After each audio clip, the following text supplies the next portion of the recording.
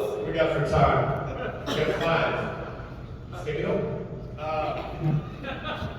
1998. I opened a wrestling school very prematurely because I've only been in business just a little bit of time. But the idea was to have a place for ourselves to grow, and then we figured we could train some people as well as the place that we get trained. So in other words, we didn't know jack shit. But we knew the basics, and we knew we were taught right and running the right way. 1998, I believe, is the year we found out about a promotion on the south side, the south suburbs of Chicago, that were drawing 800 people. 800 people to untrained wrestlers. And I do that like this because a lot of them ended up going to schools and getting trained. But a few came to the steel domain because we were young, we were hungry, we were after this. We were going after this business. The territories, I think Memphis was dead, that was the last one. I missed that by a couple years, and I can tell you this, that we still, if the territories were around, we would have been running roads as much as possible. Love this fucking business. Yeah! The man who was inducted for the Iron Micro Rookie Award came to our school to get trained, and I can tell you this from the ground up. If you looked at him immediately, he had a shaved head, he had 2 pieces of hair hanging off the front, they were different colors. He wore a basketball jersey. He wore Doc Martens, which I love to rip him to this day. Every time he goes out to wrestlers in front of 80,000 people, hey, why don't you grab the Doc Martens with the duct tape on? That's how he first started in professional wrestling. But he took to this, like a duck to water. Because I went to see a show, but after training with us for some time, probably a few months, I went to see one of these outlaw shows that was promoting under the guise of whatever company, but it was actually his promoter license because he was the only one that had enough character and clout and a good record, because even though he looked to others as trouble, he was an upstanding individual and had a clean record of everything. He proceeded to wrestle just your basic professional wrestling formula match. Straight to the point where he grabbed the mic and said, "If you don't shut up, I'm leaving." And then people cheered if he was going to leave. And I sat there and I'm like, this motherfucker took my stuff. Yeah! But what I realized, holy cow, he's learning. And again, we probably had no business training people. But I'm glad we did. Because from that formed a friendship.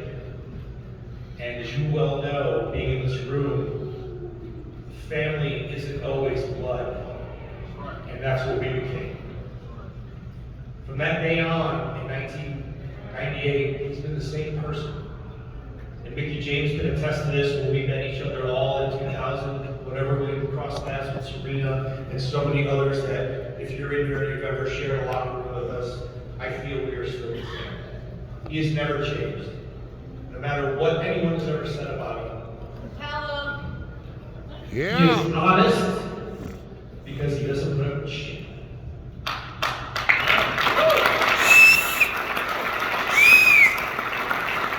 Not just because that's the right way, that's the Chicago way.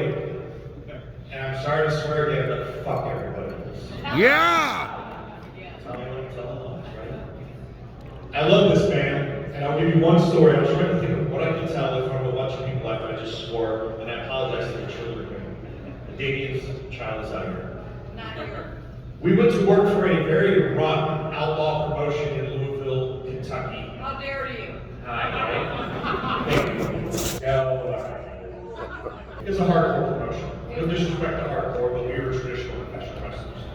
We wrestled, I think, a tournament. I could be wrong. But at the end of this night, the main event was a freaking fire match with tables and all this other stuff. I'm not saying it's wrong, go through tables. We've done all kinds of dumb shit ourselves. Fire, I don't know that we've touched. But we sat in the back of a pickup truck because they couldn't get zoned to run in this crappy garage that was where the shows normally happened. And we sat in the back of a pickup truck while lighter fluid was used on a table. And you know what lighter fluid does? It just continues to burn. It aged like charcoal, like you use for your, the roast hot dogs and hamburgers. And this shit lit up 15, 25 pounds. And they took a young gentleman named Richard X, this poor guy, and they took him, they put him overhead, they gave him a Mike Awesome bomb or some shit, like the Razor Row, Razor's Edge, into this table full of flames. And before he could hit the table, his back was fried. I had never smelt skin burn. It was freaking disgusting.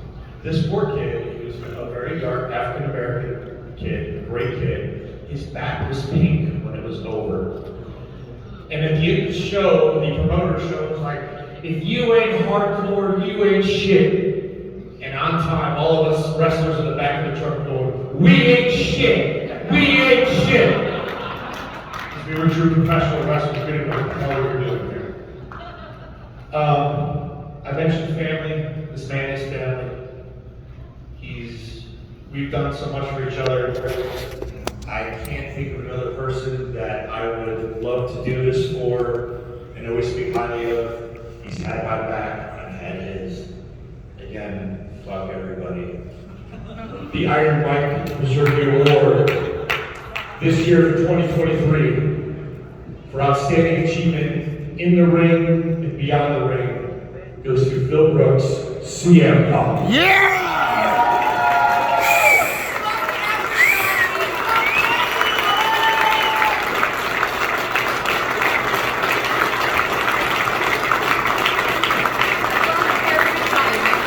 Where's the music?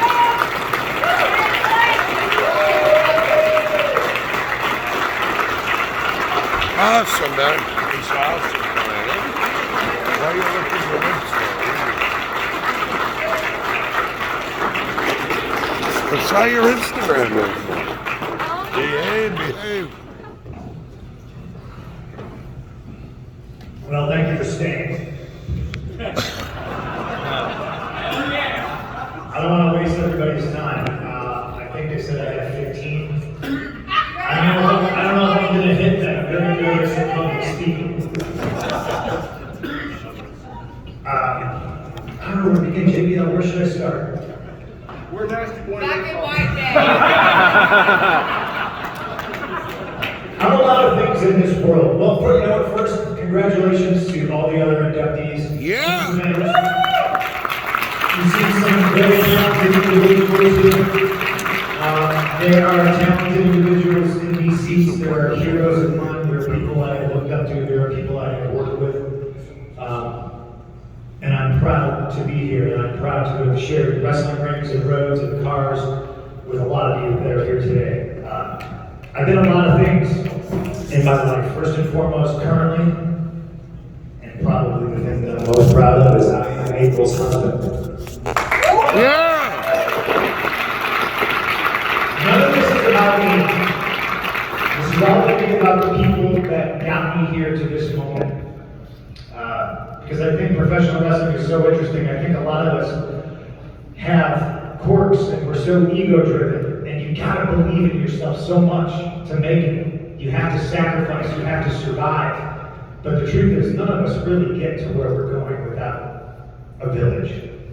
My wife has helped me tremendously, and she currently inspires me to be a better person, to try to understand myself and other things better, and I love her to death. I wouldn't be here if it wasn't for her. Yeah! The business is a lot different when I got in.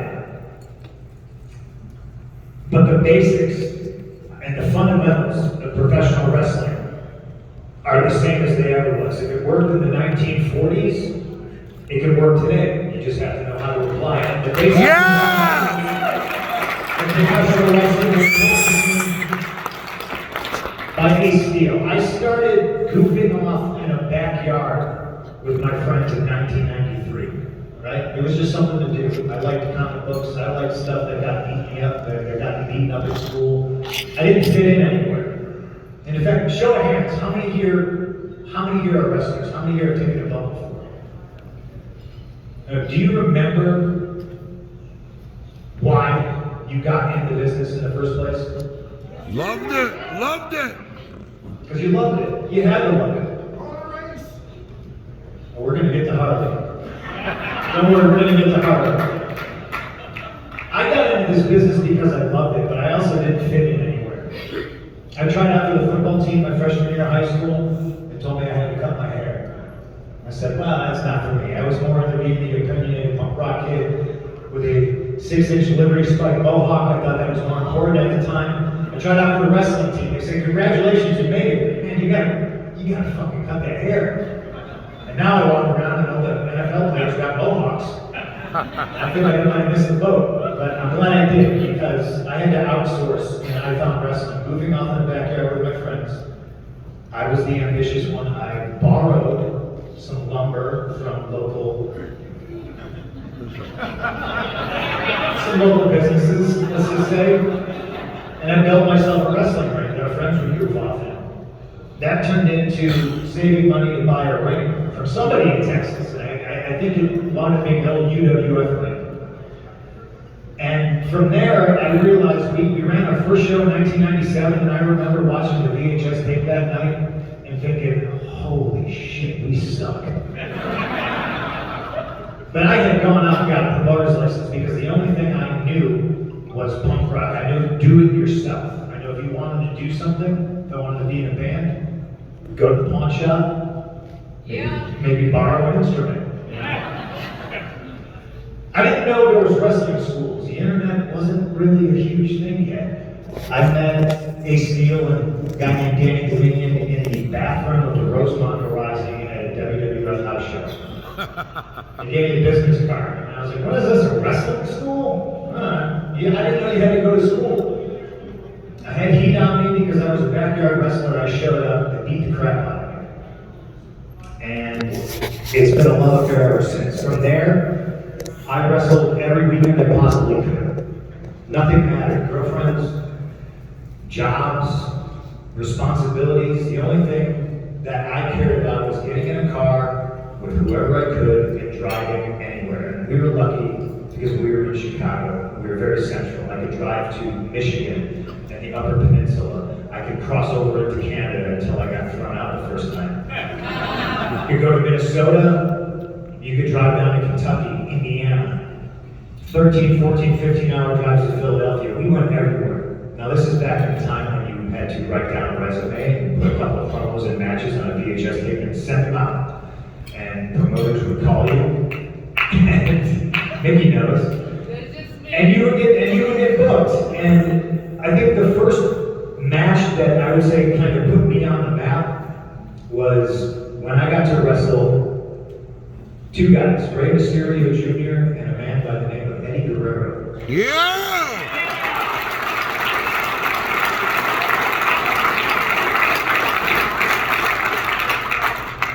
And I wish Eddie was here. Yes. I wish Ray was here. He appears to have left. That's fine now. I understand, right? There's a lot of people that are here. I wish Steve Kern was here. He's not dead. He's just in Florida. That might be worse.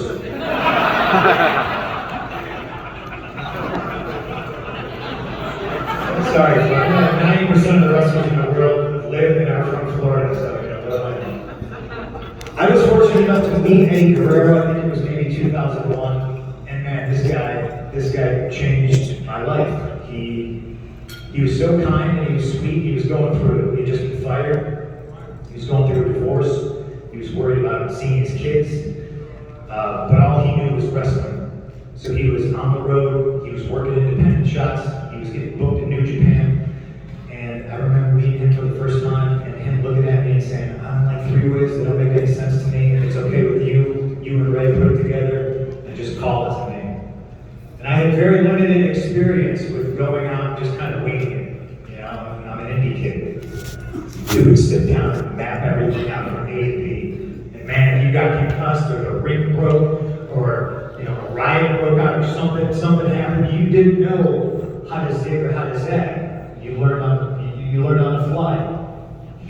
But Eddie that night made me realize how garbage I actually was, but made me feel like, man, there's so much room for improvement. And if this guy is willing to step in the ring with me, wearing basketball shorts and Doc Martens, I need to up my game to show him respect.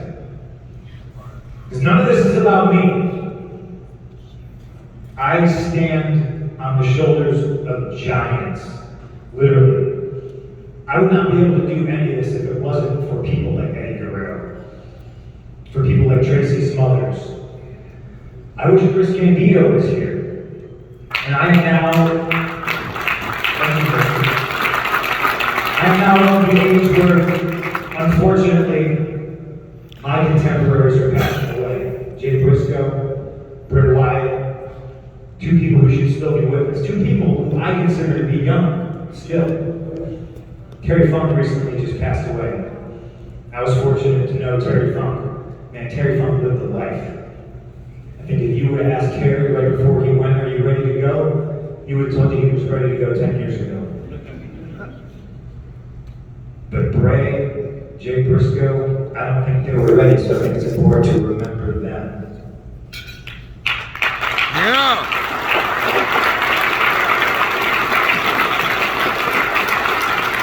The first name I ever worked in the wrestling business was Tracy Smothers. And I was scared to death because he came up to me in the locker room and he said, oh, hey man, hey, you look good, you swimming, you eat cans of tuna, you lift weights, do lift lifts, oh man, listen man, I see those matches you had with Ace, with Chris Hero, man, all that stuff you do, oh God, I can't do any of that, I can't remember any of that either, so if it's okay with y'all, is it okay if we just call it out there? And I acted cool, like, sure. We'll just walk and talk, baby. I was terrified. And when I saw him in the ring and he ran outside, he grabbed the fans' nachos and their cheese. And I knew I was wrestling in a barn in southern Indiana with a 5.5-hour drive ahead of me, no shower. I was like, this son of a bitch is gonna cover me in nacho cheese.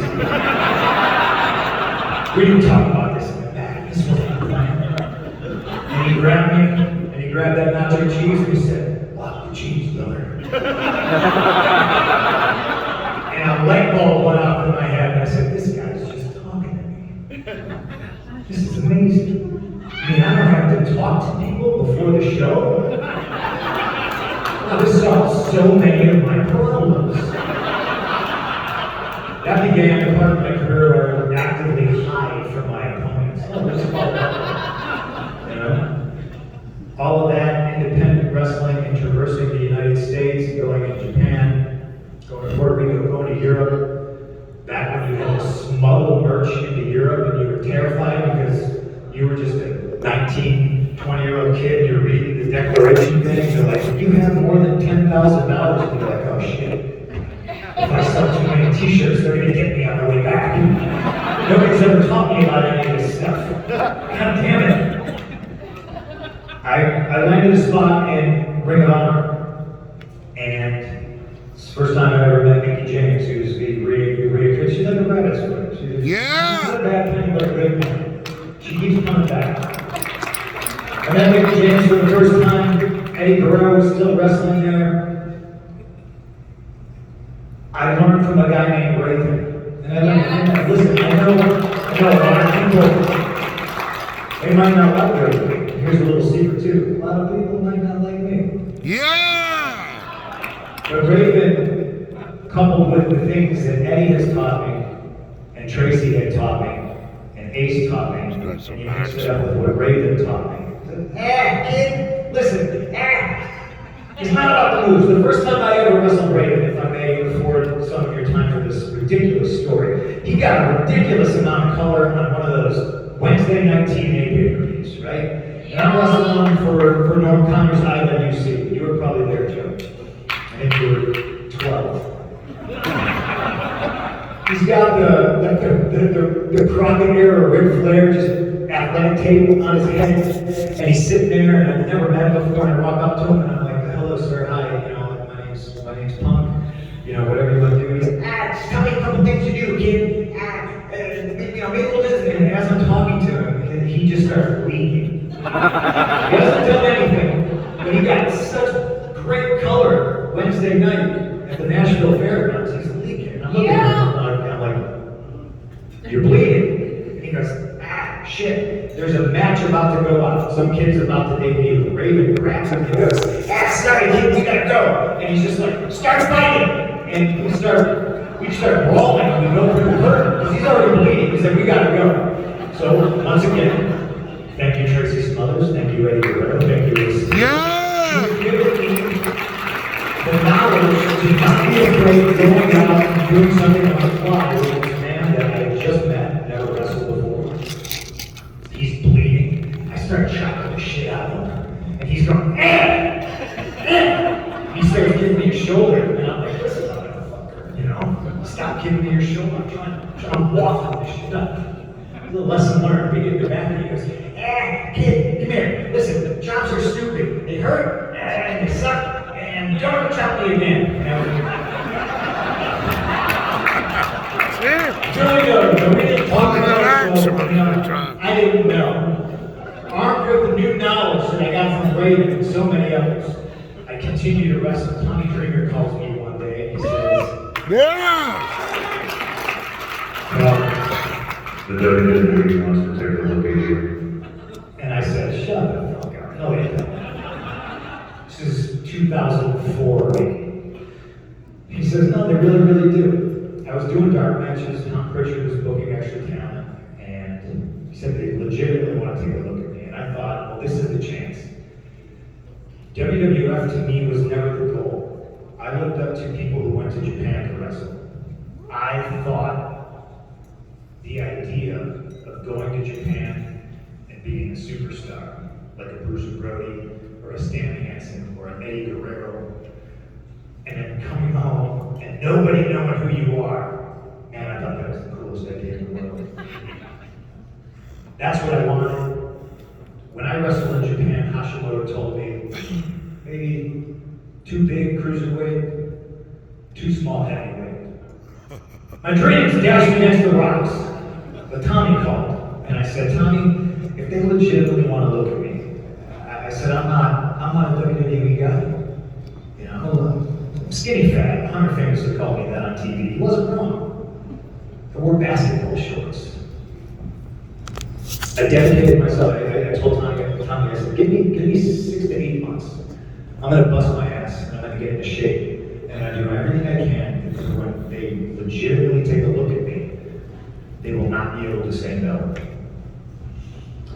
And in the line of this, none of this being about me, I want to thank Val Venus. I had a match with him on Sunday Night Heat that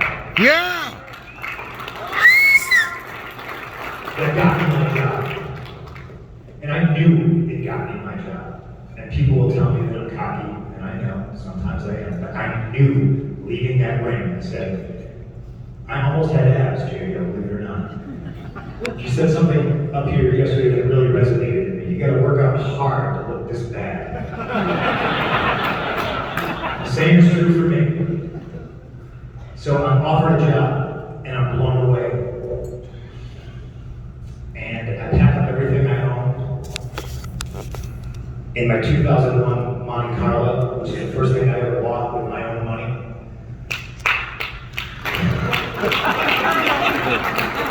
I'm gonna jump back in time really quick here. That 2001 Monte Carlo, I don't know if anybody's ever heard the story about how I raced in my 2001 Monte Carlo. The first time I ever Harley raced, he was a special guest referee for a match I had in Wisconsin. And Harley comes up to me before the match and he goes, hey kid, don't do any of that 1, 2, 1, 2. 1, 2. This is maximum, man. I don't get up and down as fast as I used to. And I don't think Harley wants This guy's great, man. From maximum. I think he has too much pride. He's from maximum. And I was terrified of Harley Race. This is the toughest man in professional wrestling he's ever seen. Sorry, Harley.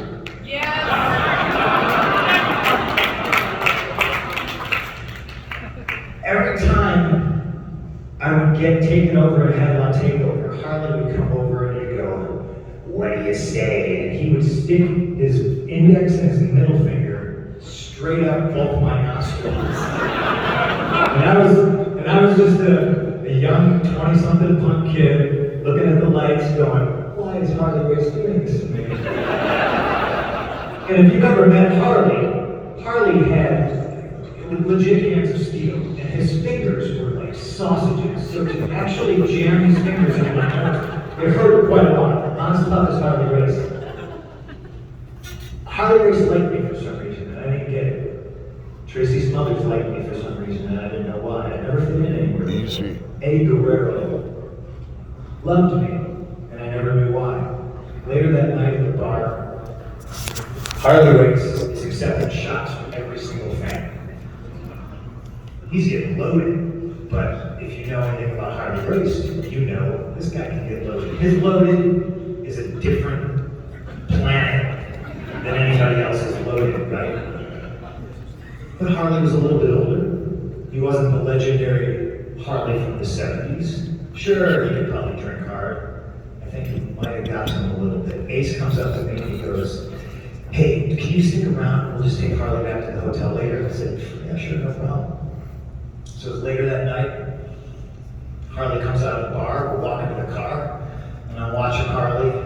It sounds very disrespectful to say he was waddling, but it had a lot more to do with the state of inebriation than it did with his body type or anything else. Harley walks out of the bar, and he stops, and he gives me one of these.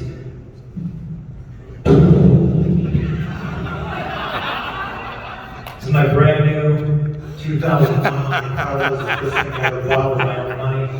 He sits shotgun, he sits in the back seat of the hotel. And I'm looking at Harley, and all of a sudden he goes,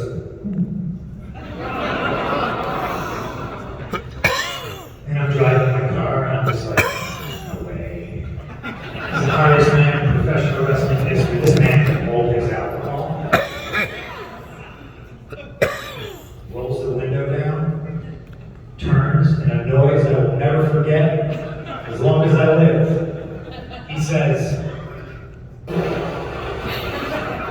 and spits a mouthful of vomit out the window. And I'm driving, I'm going at a good pace. It immediately blows back all over a steel. And I look in the rearview mirror and I'm just like, holy shit. And I look at Harley and he does it again.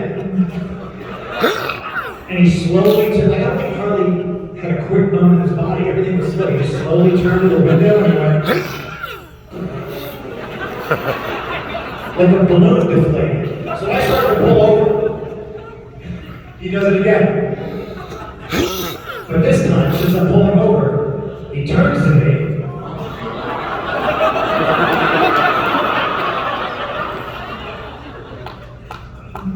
Swallows.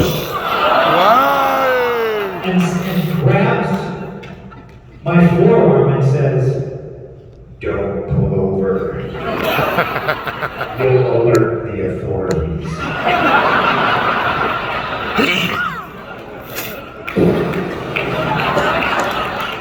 This continues the entire way to his hotel room. We get to the hotel room. We walk in. I'm thinking, man, I gotta take this motherfucker to bed. You know what I mean? Like, when we get to the elevator, he turns to me. He's covered in puke, and he says, "Well, my friend, I hope you have it in your heart to forgive me for throwing up in your car." And I said, "No, man, you're Harley Race." And then he proceeded to give me a big hug.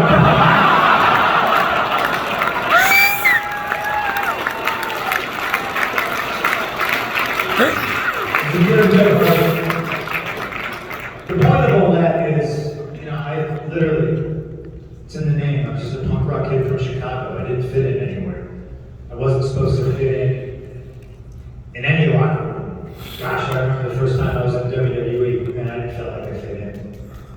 The names on that roster that were regular house show loot guys: JBL, Batista, Shawn Michaels was still on the road. I know because I had to tag with him and take all the bumps. That was my job, and I did it gleefully. Ric Flair was still on the road. Triple H, The Undertaker, Edge, Jeff Hardy, Umaga. I'm forgetting people. That's the shitty thing about being being up here and not writing anything down. Somebody's gonna text me. I hope I forget somebody who's dead so they don't text me. At this point in my life, I'd rather be haunted than texted. I know this is long, guys, but I'm having fun. I hope you are too. Yeah! This guy's a maximum, huh? I got a job with WWE, and it's because I wouldn't be denied. And then when I got there, I feel like I worked so hard that my heroes, the people I looked up to, became my peers and my rivals. Nikki? Let him know. I'm driving my Monte Carlo, which is probably still stained with Harley's puke, from Philadelphia. I wrestled an hour in the Philadelphia Armory. Everything that came home is in my car. I drive it straight to Chicago. I got a job. I'm finishing up my dates with Ring of Honor. And I'm just a kid. I'm high. I'm 25, 26. I'm high on life. It's amazing. The sun's coming up. I'm driving on I-90. I'm in Indiana. I see the sign that says "Welcome to Chicago," and my phone rings. And I look, and I know it's a 203 number, so I know it's somebody from WWE. So I answer it, and it's Howard Finkel. And Coco, it warms my heart to know that I got the same phone call you did. Yours just was a couple decades earlier. Howard Finkel's on the phone. He goes, "Hello, CM Punk." I can't do a Howard Finkel impression. I'm not going to do it. He tells me that I'm booked for Monday Night Raw. Now, I wrestled Saturday night, and I'm like, oh shit, it is like 9 in the morning, Sunday morning. What do I got to do? He says, we're in Cleveland. And I was like, Howard, I just drove all night. Like, if you would have called me 5 hours ago, I would have been in Cleveland. I just would have pulled over. You know, he says, don't worry about it, flying Monday morning. Great. So I get home, I rest. Monday morning, my first day on the job, I show up to the rental car desk in Cleveland, Ohio, and there's Mickey James. And I go, Mickey, what are you doing here? And she's like, they're calling me up, and I heard, is it me and you? Are we doing something? And I went, I don't know. So we rode together to the building, and we get there, and somebody comes up to us, and it says, you guys are on Sunday Night Heat. Now, for the kids in the audience, that used to be a little show. No, so me and Mickey get told that we're together, but we're running around. Do you remember Alex, SmackDown writer? Okay, Alex Greenfield. He couldn't tell me shit. He was like, you guys are together. And I went, me and Mickey got together, and we're like, great, are we brother and sister? Are we married? Are we together? Are we like Mickey and Mallory from Natural Born Killer? And I just started like, spitballing. And as we're talking, Michael Hayes walks by and goes, CM Punk, I'm kidding.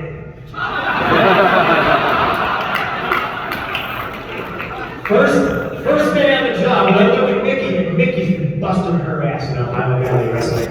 And I looked at Mickey, and I was just like, oh man, pressure's on. I can't fumble this fucking ball because it's her career. Hunter comes up to the ball and says, you just thankfully reminded me. And he looks at Mickey and he goes, you, I get it.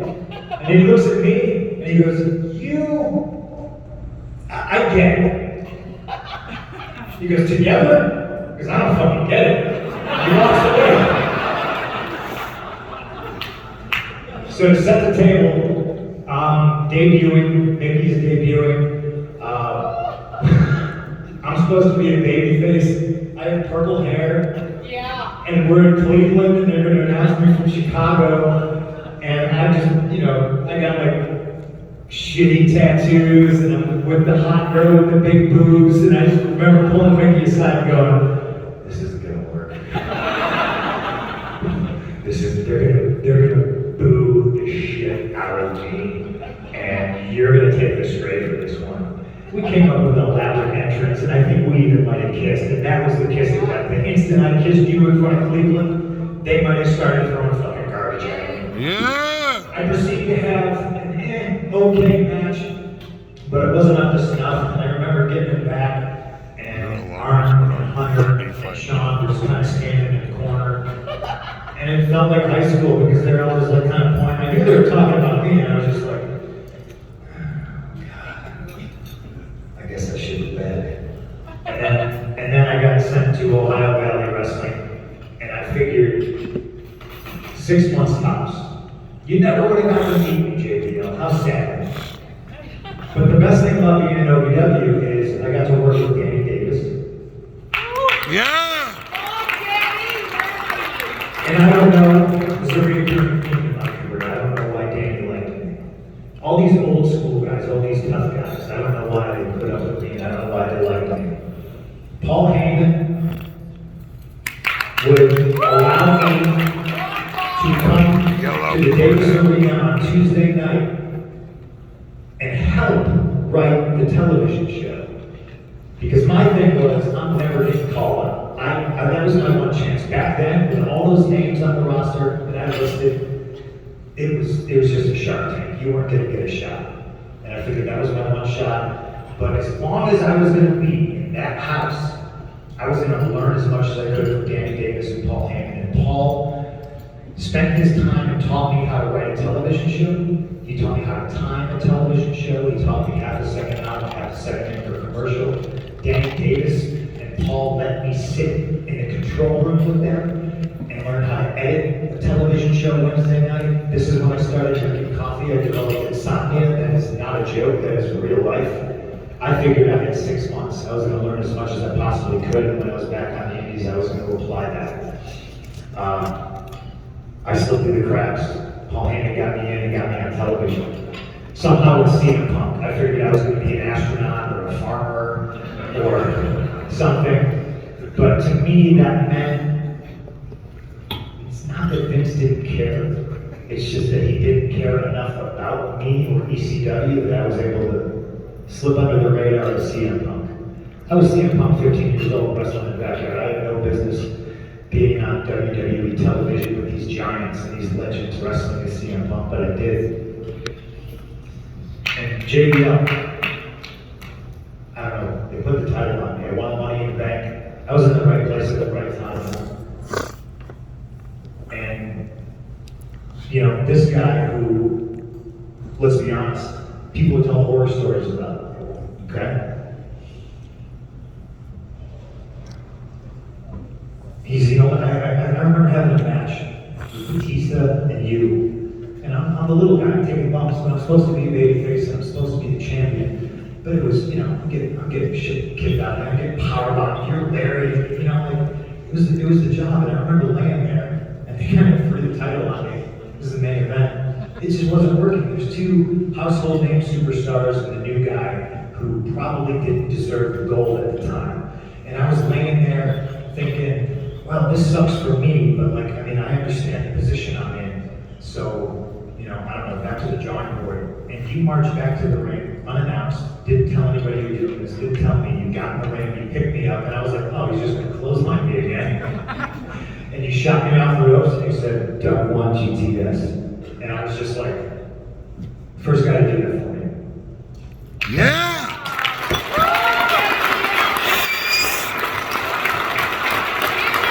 Like every girl, like Harvey Banks, like Tracy Smothers, like all these other people that I watched on television that I wanted to emulate, this is somebody who I thought never in a million years would like me. For some reason he did. I don't know. Like at some point along the way I gained your respect. I gained Taker's respect. And that is the point of all this, because none of this is about me. This is about the people who came before me. And I miss a lot of them. I miss Eddie. I miss Chris Candido. I miss Tracy Smothers. I miss Harley Race. I miss Terry Funk. But it makes me appreciate the ones that we still have, that I can still text every day. I can still text Jerry Briscoe. I can still text Bret Hart. And I can still see all of you. And if it wasn't for all of you, and I mean that, everybody, because that's the other big thing is, I'm appreciative of every promoter who's ever paid me or not paid me, because it's been a lesson, you know? None of us are anything if it wasn't for the fans. You're the best in the world! Now, we know the egomaniacs who talk shit about I'm the best, on this, on that, but the fact is that the seats are empty. There is no us. Now I know throughout my career, probably rubbed some people the wrong way. Some people like me, some don't. What I always had was the backing of legends. Teal, your father, who's my hero, Roddy Piper. Yeah.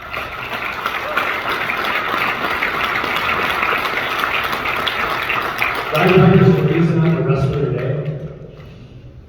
And I remember the last time I saw him and he told me he was proud of me. So when people tell me that they don't like me or the internet's mad at me, I just kind of chuckle because Roddy Piper liked me. Dusty Rhodes loved me. I had the respect and the backing of Harley Race before I went to the WWE. And to me, that means more than all the money in the world. But because these legends put their stamp on me before anybody even knew who I was, it gave me the confidence and it gave me the ability to succeed in a place where I don't think I ever fit in. And I've always struggled with a little bit of imposter syndrome. You know, it's a strange business. You're supposed to just talk shit. You're supposed to tell everybody you're the best. Everybody compares numbers. I drew this number. I made this much money. I won this title. I did this. I did that. Completely lost my train of thought. It's like one day I just woke up and I was an old timer and I was at the Cauliflower Alley Club.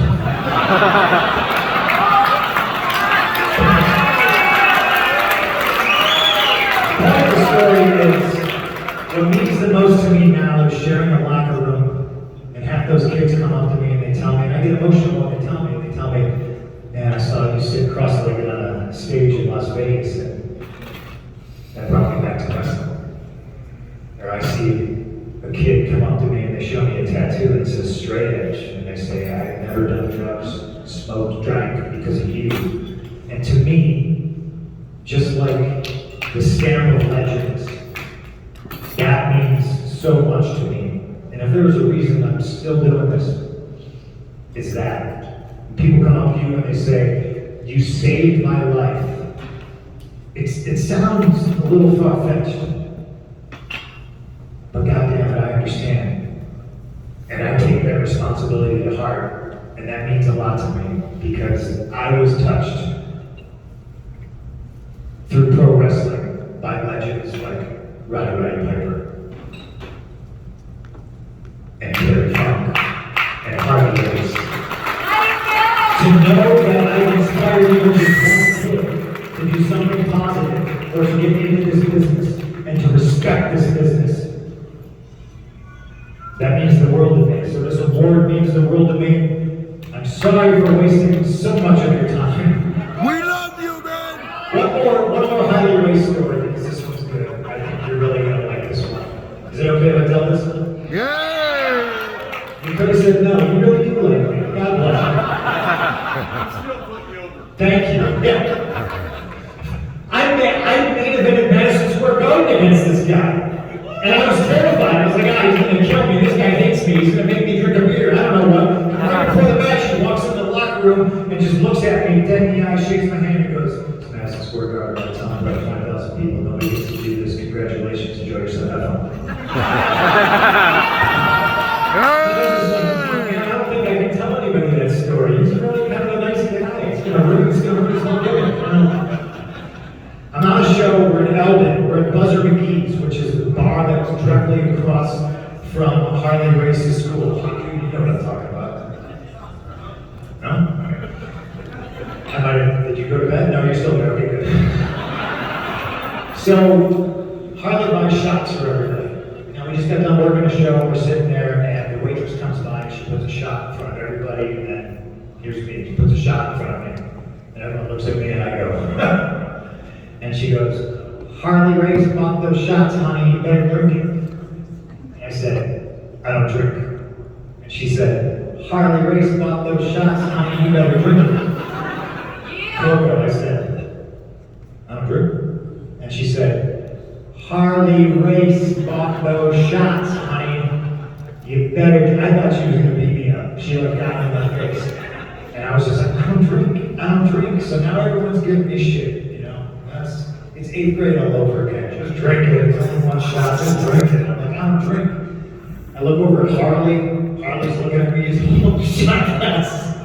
And I'm just like, nah, I guess it's been a good run. I'll never work in the business again. I don't drink. And everyone did the shot, and mine's still sitting there. Ace probably took a bullet for me and drank it. And I was just sitting there, and I felt, I don't know, I felt this, it just felt weird. So I was like, let's just make it weirder. And I get up, and I go to the bartender, and I go, do you guys have milk? And she's like, hang on. She opens the fridge, and she goes, who knew? We have milk. And I looked, and I counted, and I was like, I need 17 shots of milk. Now, I am not a suicidal person, but I was flirting with her. So we need 17 shots of milk, and just like before, a little deja vu, the same waitress plunks down a shot in front of everybody, but this time last is Harley. Plunks a shot of milk right in front of Harley Race, and I'm sitting behind him and I'm looking at him, and he does this.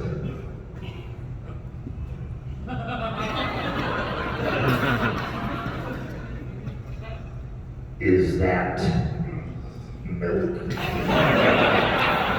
And I'm holding the shot glass, and I went, yes, boss. And everyone waits, nobody's touching their shot glass, and Harley Race picks up his shot glass, and he raises it to me, and then everyone else follows suit, downs the shot of milk, slams it in front of him, and he didn't beat me up. And I figured at that point, if Harley Race accepted the punk rock kid from Chicago who wore basketball shorts and Doc Martens and had no business knowing or wrestling for Harley Race, that I was going to be okay. Everything else has been gravy since then. I have dreamed bigger and done things 15-year-old me never would have believed. And I've failed huge. But I think I've succeeded even bigger because I've learned from all those failures. And it has been my pleasure and my honor. And if I have made you happy in a wrestling ring, if I have made you mad in a wrestling ring, that's even better. Yeah. It's been my pleasure. Thank you, everybody. Yeah!